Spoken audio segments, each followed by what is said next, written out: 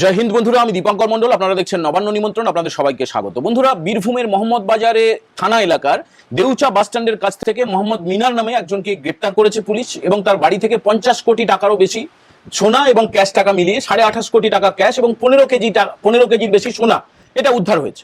দেখুন, এর সঙ্গে ভাইপো আরো বিপদে কি করে পড়লো সেটা ব্যাখ্যা দেব। মোহাম্মদ মিনারের যিনি রিলেটিভ অর্থাৎ টুলু মন্ডল বলে মিডিয়া যাকে বলছে, তার নাম মোহাম্মদ নাজিবউদ্দিন। মোহাম্মদ নাজিবউদ্দিন একদম ছাপোষা, আপনি বলতে পারেন ভিখিরিচি, মানে দিনমজুর হিসেবে বীরভূমের ওই ঝাড়খণ্ড লাগোয়া সীমানা এলাকায় যেখানে ক্র্যাশার রয়েছে, বিভিন্ন স্টোন চিপস আপনারা বাড়ি তৈরি করতে, প্রাচীর তৈরি করতে, রাস্তা তৈরি করতে যেগুলো লাগে, সেখানে ওই পাথর আনতে হয়, মানে পাথর খাদান লিজ দেয় সরকার, সেখান থেকে পাথর তুলে এনে ক্র্যাশারে সেগুলো ছোট ছোট করে কাটা হয় বিভিন্ন সাইজে। তো সেগুলো বিভিন্ন রাজ্যের বিভিন্ন জায়গায় বা রাজ্যের বাইরে বিভিন্ন জায়গায় যায়। এটা হচ্ছে মূল ব্যবসা মোহাম্মদ নাজিবউদ্দিনের। এর পাশাপাশি মোহাম্মদ নাজিবউদ্দিনের পিস্তুত ভাই হচ্ছে মোহাম্মদ মিনার, যাকে মিনার মন্ডল বলে মিডিয়া বলছে। শুনলে মনে হবে যে কোন সম্প্রদায়, বুঝতে পারবেন না। মিনার মন্ডল, আবার বলছে টুলু মন্ডল, মানে টুলু মন্ডল যাকে বলা হচ্ছে তার আসল নাম হচ্ছে মোহাম্মদ নাজিবউদ্দিন। তো মোহাম্মদ নাজিবউদ্দিন একসময় মাথায় করে বস্তা নিয়ে সে লরিতে লোডিং আনলোডিং এর কাজ করতো, একদম দিনমজুর হিসেবে, খালাসি হিসেবে কাজ করতো। তারপরে আস্তে আস্তে সে একটা পুরনো বাইক কেনে, তারপরে পুরনো একটা লরি কেনে, পুরনো ডাম্পার কেনে এবং সেখান থেকে হাজার হাজার কোটি টাকার একটা সাম্রাজ্য তৈরি করে। এই মুহূর্তে পুলিশ যেটা প্রাথমিকভাবে মনে করছে যে সে 10,000 কোটি টাকারও বেশি মালিক, সে কিন্তু পলাতক। তার টাকাটাই মোহাম্মদ মিনারের বাড়িতে উদ্ধার হয়েছে। এবারে আসছি যে ভাইপো কেন বিপদে। দেখুন, ভাইপো রাজ্যের গোটা পুলিশ সাম্রাজ্যটাকে দেখতো, কোন জেলায় কে ওসি হবে, আইসি হবে, এসপি হবে, সেটা ভাইপো ক্যামাক স্ট্রিট থেকে ঠিক করতো। পিসির হাতে ক্ষমতা ছিল না। খালার যে ভাইপো গুলো রয়েছে তার মধ্যে একটাই ভাইপো। কোন ভাইপোর কথা বলছি সেটা আপনারা ভালো করেই জানেন। তাকে আপনারা অনেকে বালি মাফিয়া, কয়লা মাফিয়া, সোনা মাফিয়া ইত্যাদি ইত্যাদি বলে বলেন, মানে অনেকে লুচ্চা ভাইপো বলেন। তো যে কোনো ভাইপোই বলুক না কেন, সমস্ত জল গিয়ে সেই ক্যামাক স্ট্রিটে গড়িয়ে পড়ে। তো সেই দিকে এবারে পুলিশের তদন্ত যাচ্ছে, কেন্দ্রীয় তদন্তকারী সংস্থা ইডিও ঢুকতে চলেছে। পুলিশই তদন্ত রাজ্য সরকার করবে, অন্যদিকে কেন্দ্রীয় সরকার আলাদা করে ইডি তদন্ত কেন করবে? ওই যে বললাম 10,000 কোটি টাকার বেশি সাম্রাজ্য, সেই টাকাটা সরকারি কোষাগারে আসার কথা ছিল, সেটা চলে গেছে এই নাজিমউদ্দিন কেষ্ট থেকে ক্যামাক স্ট্রিট বা ভাইপো, মানে বিরাট বড় একটা চেন আর কি, ছোট থেকে বড় সাজাও, সেই ছোটবেলায় যে শিখেছিলাম। তো বিষয়টা অত সোজা না, বিষয়টা অত্যন্ত মাথা খাটিয়ে করা হয়েছিল। তাকে বিভিন্ন জায়গায় বালির যে ইজারা দেওয়া হয়, কয়লার যে ইজারা দেওয়া হয়, বা পাথর খাদানের যে ইজারা দেওয়া হয়, বা বিভিন্ন রাস্তায় যে টোল প্লাজা রয়েছে সেগুলোর যে ইজারা দেওয়া হয়, সেগুলো দেওয়া হয়েছিল ওই নাজিবউদ্দিনকে। নাজিবউদ্দিনের মতো অনেকগুলো বুদ্দিন রয়েছে যেগুলো ভাইপোর দিকেই যাচ্ছে। তীরটা একদম পুরোপুরি শুধুমাত্র ভাইপোর দিকে যাচ্ছে, আর কোনো দিকে না। খালার প্রশ্রয়ে ভাইপো বেড়েছে, ভাইপো এই টাকার মালিক হয়েছে, এবং এত টাকা যে যার সামান্য চোখের কোনো সমস্যা হলে সে ভারতবর্ষের কোথাও সে দেখায় না। এখানে শঙ্কর নেত্রালয়, অ্যাপোলো, বড় বড় সমস্ত হাসপাতাল আছে, কলকাতাতেই হয়ে গেছে, সাউথ ইন্ডিয়া তো ছেড়ে দিন।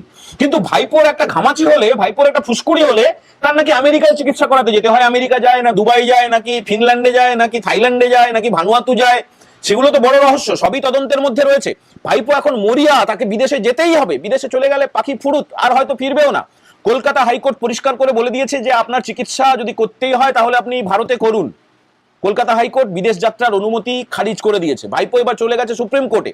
বিরাট টাকা, এত কয়লা, সোনা, বালি, সমস্ত টোল প্লাজা, তোলাবাজি, চাকরি চুরি, এত টাকা তো করেছে। ফলে সে চলে গেছে সুপ্রিম কোর্টে। সুপ্রিম কোর্টে আগামী 3 তারিখে শুনানি রয়েছে। এখন সুপ্রিম কোর্টের দিকে তো সবার নজর থাকবে। এবার সুপ্রিম কোর্ট মাঝে মাঝে এমন সমস্ত রায় দিয়ে দেয় যেটা নিয়ে অনেকে হতাশ হয়ে পড়েন। যেমন এই সাংবাদিকদের পেটানোর পরেও ছেড়ে দিতে বাধ্য হলো পুলিশ। গোটা রাজ্যে আরশোলা, ব্যাং, টিকটিকি, কেঁচো, কেন্ন, কৃমি, তারা যা আন্দোলন করবে তারা নাকি সব ধোয়া তুলসী পাতা, তাদেরকে ছেড়ে দিতে হবে। তো ভাইপোকে আমরা একটু পরামর্শ, মানে সুপ্রিম কোর্টকে একটুখানি আবেদন করব, অনুরোধ করব যে ভাইপোকে চিকিৎসাটা এখানেই করান। ভাইপোর বিরুদ্ধে অনেকগুলো এফআইআর হয়েছে। গত 4 তারিখের পর থেকে সে সেবাশ্রয় হতে পারে, ডিজে বাজাবো, হুমকি দেবো, বিভিন্ন জালি ওষুধ দেবো, জমি হাড়প করে নেব, বিভিন্ন বিভিন্ন থানায়, মানে কলকাতায় ভবানীপুরে হয়েছে, আশুতিতে হয়েছে, বিষ্ণুপুরে হয়েছে, শিলিগুড়িতে হয়েছে, বিভিন্ন রকমের সমস্ত মামলা হয়েছে। আজকে কলকাতা হাইকোর্টে ভাইপো সেই টাকার বলে বলিয়ান হয়ে, ক্ষমতার বলে বলিয়ান হয়ে সুপ্রিম কোর্ট থেকে একজন বড় লয়ারকে এনেছিল। কলকাতা হাইকোর্টে আজকে 2.5 ঘন্টার বেশি শুনানি হয়েছে। সেই শুনানিতে ভাইপোর আইনজীবীরা দাবি করেছিল যে ভাইপোর বিরুদ্ধে যতগুলো এফআইআর হয়েছে প্রত্যেকটাকে খারিজ করে দেওয়া হোক, কোয়াশ করে দেওয়া হোক, ভাইপোকে একটা ব্ল্যাঙ্কেট প্রোটেকশন দিয়ে দেওয়া হোক। ভাইপো যত জালিয়াতেই করুক না কেন, ধর্ষণ করুক না কেন, দুর্নীতি করুক না কেন, চুরি করুক না কেন, যাই করুক না কেন, ভাইপোকে অ্যারেস্ট যেন না করা যায়। এবং উদাহরণ হিসেবে তারা এখন যিনি রাজ্যের মুখ্যমন্ত্রী শুভেন্দু অধিকারী, আগে যিনি বিরোধী দলনেতা ছিলেন, তার উদাহরণটা নিয়ে এসেছেন। শুভেন্দু বাবুও কিন্তু এই প্রোটেকশনটা পেয়েছিলেন। কিন্তু যারা রাজ্য সরকারের আইনজীবী তারা বলেছেন যে ভাইপোর আইনজীবীর উদ্দেশ্যে বলেছেন যে আপনি বারবার শুভেন্দু অধিকারীর কথা বলছেন, আপনি জানেন যে তার বিরুদ্ধে কি কি অভিযোগ দেওয়া হয়েছিল? স্ন্যাচিং, ছিনতাই ছিনতাই, মানে ক্ষমতা থাকলে পুলিশ যা করে আর কি, এগুলো ভাইপোই করাতো। আমরা যারা সাংবাদিক, আমাদের যাদের কন্টেন্ট পছন্দ হতো না, আমার এখনো পর্যন্ত সমস্ত কেসগুলো চলছে, কি কি ধারা দিত জানেন? রাষ্ট্রদ্রোহিতা, একদম কি সব জড়ো হয়ে নাকি অপরাধ করার জন্য যেগুলো ধারা, বিরাট বিরাট সব ধারা, আর্মস অ্যাক্ট, সব অবাস্তব সমস্ত ধারা। শুভেন্দু অধিকারীর বিরুদ্ধেও এই সমস্ত অবাস্তব ধারা দেওয়া হয়েছিল। কলকাতা হাইকোর্ট সেটাকে বিচার করে তার উপর একটা স্টে অর্ডার দিয়েছিল যে তাকে অ্যারেস্ট করা যাবে না। এবার ভাইপোর সঙ্গে তুলনা তো হয় না শুভেন্দু বাবুর, কিন্তু পয়সা আছে, সুপ্রিম কোর্ট থেকে লয়ার নিয়ে এসছে, সে চিৎকার করেছে 2.5 ঘন্টার একটা বড় সময় ধরে কলকাতা হাইকোর্টে যে ভাইপোকেও, শুভেন্দু বাবুকে যদি এইভাবে স্টে দেওয়া হয়ে থাকে শুভেন্দু অধিকারীকে, তাহলে ভাইপোকেও দিয়ে দেওয়া হোক। কিন্তু কলকাতা হাইকোর্ট বলেছে যে সমস্ত এফআইআর এ স্টে দিতে পারবো না। এই 8টার মধ্যে 3টে এফআইআর এ, যেটা ভবানীপুর, আশুতি এবং বিষ্ণুপুরে হয়েছিল, সেই 3টেতে, এবং আগে ওই ডিজে মামলাতেও স্টে রয়েছে, আরেকটা কোনো একটা এফআইআর এ, মোট তাহলে 5টা এফআইআর এর উপরে স্টে অর্ডার হয়ে গেছে। আগামী 6 তারিখে আবার কলকাতা হাইকোর্টে শুনানি হবে। তো 6 তারিখে শুনানি হবে মানে 7 দিন মাত্র সময় পেল ভাইপো। এই 7 দিন সম্ভবত পুলিশ তাকে অ্যারেস্ট করতে পারবে না। তবে আরো 3টে এফআইআর এ অবশ্য স্টে অর্ডার দেয়নি। তার মানে ভাইপো ব্ল্যাঙ্কেট প্রোটেকশন পায়নি। ভাইপো সমস্ত এফআইআর এ অ্যারেস্ট করা যাবে না বলে কোন রকমের আদালতের স্থগিতাদেশ পায়নি। বলা যেতে পারে একটা সাময়িকভাবে ভাইপো স্বস্তিতে থাকলো। কিন্তু ভাইপো স্বস্তিতে, ধরুন এই 7 দিন তো তাহলে ভালো করে ঘুমোবে, ভাই আমি বাড়িতে ঘুমোবো 7 দিন ধরে, ভালো করে আরাম করব, একটু মজ মস্তি করব। কিন্তু না, ভাইপো সেই মজ মস্তি করতে পারবে না। ভাইপোর চিন্তা আরো বেড়ে গেছে, ভাইপোর বিপদ আরো বেড়ে গেছে। কেন বিপদ বেড়ে গেছে? ভাইপোর যে সাগরেদ গুলো, এই যে মোহাম্মদ মিনারের কথা বললাম, বীরভূমের মোহাম্মদ বাজারের যেটা এলাকা থেকে একটা সাধারণ বাড়ি থেকে 50 কোটি টাকারও বেশি অ্যাসেট উদ্ধার করেছে পুলিশ। এবং এই তদন্তটা কিভাবে হয়েছে জানেন? মানে একটা ডাকাত দলকে পুলিশ, বীরভূম পুলিশ অ্যারেস্ট করেছিল। সেই ডাকাত দলকে জেরা করে তারা জানতে পারে যে এই মোহাম্মদ নাজিবুদ্দিন বা টুলু মন্ডল, তার এত সম্পত্তি সে একটা বাড়িতে রেখেছে। সেই ডাকাত দল জানতে পেরে গিয়েছিল। সেই ডাকাত দল সেখানে ডাকাতি করার পরিকল্পনা করেছিল এবং পুলিশ তাদেরকে অ্যারেস্ট করার পরে সেটা জানতে পারে। এবং আলাদা সোর্স খাটিয়ে যখন গত বুধবার মানে মঙ্গলবার রাত থেকে শুরু হয় এই খেলাটা, এই যে অভিযানটা, প্রথমে তো মোহাম্মদ মিনারের বাড়ির লোকজন দরজা খুলতে চায়নি। তারপরে কোন রকমে পুলিশ ঢোকার পরে আলমারি খুলতে চায়নি, আলমারি চাবি নাকি খুঁজে পাওয়া যাচ্ছে না, পুলিশ আলমারি ভেঙে তো এবং গতকালকেই শুভেন্দু অধিকারী তিনি টুইট করে জানিয়ে দিয়েছিলেন, তিনি ধন্যবাদ দিয়েছিলেন পুলিশকে, পুলিশি অভিযানকে। তারপরে তো টাকা গোনা শেষ হয় আর না, হয় আর না।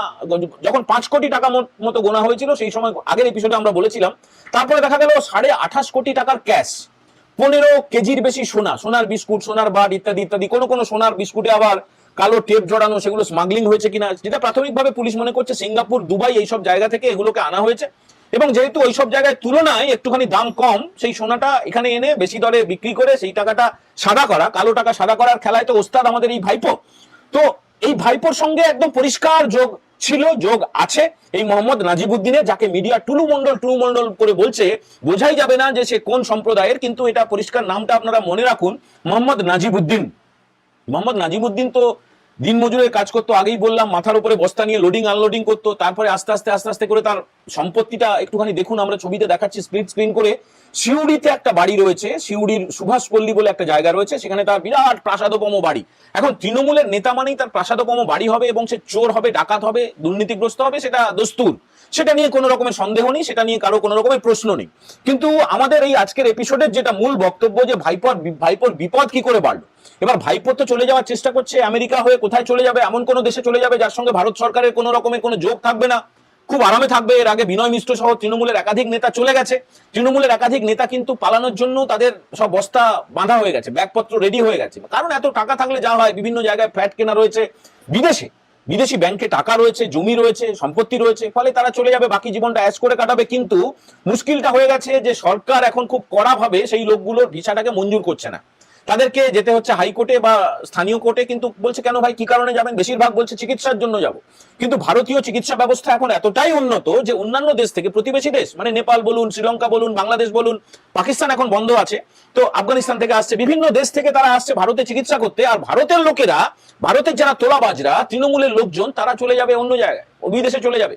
তো সেই জায়গাটা, চালাকিটা ধরে ফেলেছে ভারত সরকার এবং পুলিশ প্রশাসন। তবে একটা কথা মাথায় রাখতে হবে যে মোহাম্মদ নাজিবুদ্দিনের যে টাকার যে কথাটা পুলিশ মনে করছে 10,000 কোটি টাকার বেশি সম্পত্তি, সেটা তো পরিষ্কার বোঝা যাচ্ছে 2024 সালের ডিসেম্বরে যখন তার মেয়ের বিয়ে হয়।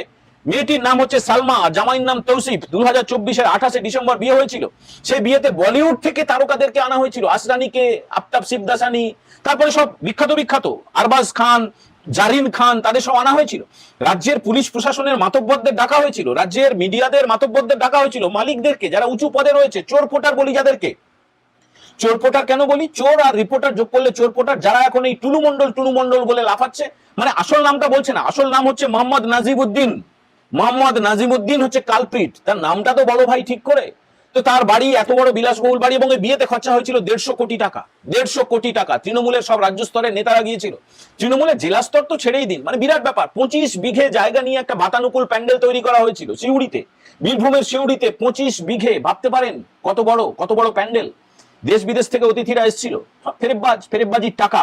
তো সে, এটা পরিষ্কার হয়ে গেছে যে ভাইপোর সঙ্গে তার নিবিড় যোগাযোগ, এবং এই বীরভূমের পাথর থেকে, বালি থেকে, আর যা কিছু জমি হড়প করে নেওয়া, তোলাবাজি করা, বিরোধীদের মেরে ঠান্ডা করে দেওয়া, তো বিরোধীদের সমস্ত সম্পত্তি লুট করা, সেই টাকাগুলো সেগুলো যেত কেষ্টমন্ডল হয়ে কিছুটা, আর কিছুটা ডাইরেক্ট ভাইপোর কাছে ক্যামাক্সিটে। বুঝতে পারলেন? তো খালা তো বিপদে রয়েছেই, খালা তো থাকবেনই, কিন্তু খালার যে ভাইপো, প্রিয় ভাইপো নাকি প্রিয় সন্তান সেটা তো জানি না আমরা, সেটা এখন ডিএনএ টেস্ট করলে জানা যাবে পরিষ্কার করে। তো ভাইপো এই কারণেই, যতই তাকে 7 দিনের জন্য কলকাতা হাইকোর্ট স্বস্তি দিক না কেন, রক্ষা কবচ দিক না কেন, আমেরিকা সম্ভবত ভাইপো যেতে পারবে না, সুপ্রিম কোর্ট ক্যান্সেল করে দেবে। এবং এই নাজিবউদ্দিনের মতো লোকজন, আগে দেবরাজ ধরা পড়েছে, তারপরে এই নাজিবউদ্দিন ধরা পড়লো, এবং আরো বেশি করে ভাইপো আইনি জালে জড়িয়ে পড়বে। সমস্ত এফআইআর খারিজ হওয়ার কোনো বিষয় নেই। অনেকেই আপনারা কিছুটা খানিকটা হতাশ হয়ে যাচ্ছেন যে ভাইপোকে কবে তুলবে, ভাইপোকে কি আদৌ তোলা হবে, ভাইপো কি সেটিং করে নিল? কিচ্ছু হয়নি। সময় হলে ফলটা পাকতে দিন, এমনি খসে পড়ে যাবে। ভাইপো এখন দৌড়ে বেড়াক, ভাইপোর এই নিদ্রাহীন রাত কাটুক, আতঙ্কে দিন কাটুক, সেটাই ছাড়াও কোনো উপায় নেই। এবং বলে না, খেলিয়ে তোলা, সেই ব্যবস্থাটাই করা হচ্ছে ভাইপোর জন্য। বড় মাছের জন্য বড় ব্যবস্থা, এটা তো করতেই হবে। ছোট মাছের জন্য আলাদা ব্যবস্থা, বড় মাছ হলে আলাদা ব্যবস্থা, এটা তো করতেই হবে। তো যা করছে পুলিশ প্রশাসন, তার উপরে আমাদের অবশ্যই আস্থা রয়েছে। আপনারাও আস্থা রাখুন, আপনারা ভরসা রাখুন, এবং অপেক্ষায় থাকুন। যারা প্রথমবার দেখছেন নবান্ন নিমন্ত্রণ চ্যানেলটা, তারা দয়া করে সাবস্ক্রাইব করবেন, বেল বাটনে প্রেস করে দেবেন, ভালো লাগলে একটু লাইক করবেন, শেয়ার করবেন, একটু বেশি ভালো লাগলে অবশ্যই আপনারা হাইপ তুলে দেবেন। হাইপ তুললে আরো বেশি মানুষের কাছে আমরা পৌঁছে যেতে পারবো। এবং আজকের এপিসোডে আপনাদের কি বক্তব্য? ভাইপোর বিপদ কি বাড়লো? ভাইপো কি স্বস্তিতে নাকি অস্বস্তিতে? ভাইপোকে কি আরো অন্যান্য নতুন বিশেষণ আপনারা দিতে চান? যদি দিতে চান তাহলে কমেন্ট করে জানাবেন। সবাই ভালো থাকবেন। এখনকার মতো এই এপিসোড আমরা এখানে ইতি করছি। জয় হিন্দ, বন্দে মাতারাম।